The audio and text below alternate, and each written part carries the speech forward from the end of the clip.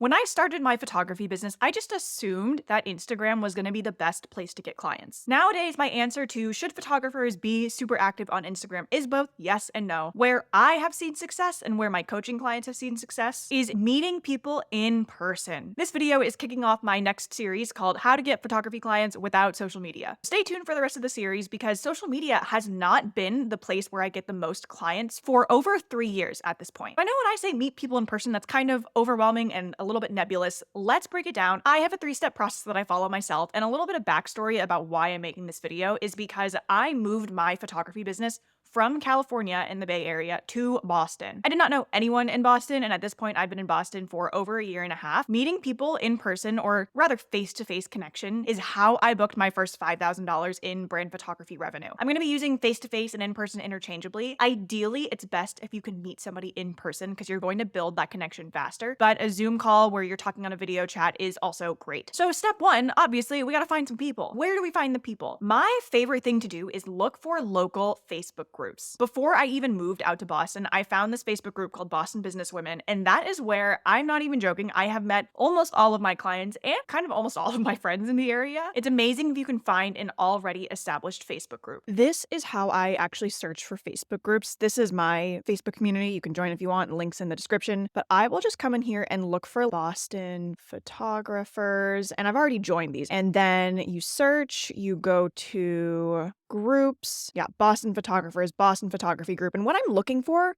are groups that are somewhat active. I've mentioned this in previous videos. What I'm looking for are groups that meet together monthly. When I'm looking for business owner communities, I'll do something like Boston entrepreneurs. And then again, go to groups and see what shows up. So there's Boston Business Hub, women entrepreneurs. This doesn't look to be Boston specific. Massachusetts Women's Business Group. These are all really good to join. And honestly, it's going to be trial and error. So join some, see how it is. If it seems spammy, leave it. But if you can see people hosting genuine meetups, that's really what we're looking for. Outside of Facebook groups, what I'll do next is look for local business networking groups. I do this just by Googling or searching on Instagram. When you're looking for these groups, they can be for all kinds of business owners or they can be for photographers only. Before I moved out to Boston, when I first moved to California, I found a group of local photographers that met up monthly. And this was how I got my start in the Bay Area. It might seem counterintuitive to find a local group of photographers because then it's like, oh, well, they're photographers too. Aren't they like competition? No, they're not. I get so many referrals from this group and I send out so many referrals. It's just really nice to be in a space of other photography business owners who are going through the same things, talking through the same challenges, and it's just a great source of camaraderie. Outside of that, you could also look for organizations that are national but have local chapters. Rising Tide Society is a good one. They usually have lots of local chapters. BNI is another one. And when you start looking at these groups, it's definitely going to take some time to find one that works for you. So don't be discouraged if you go to a networking group and you're like,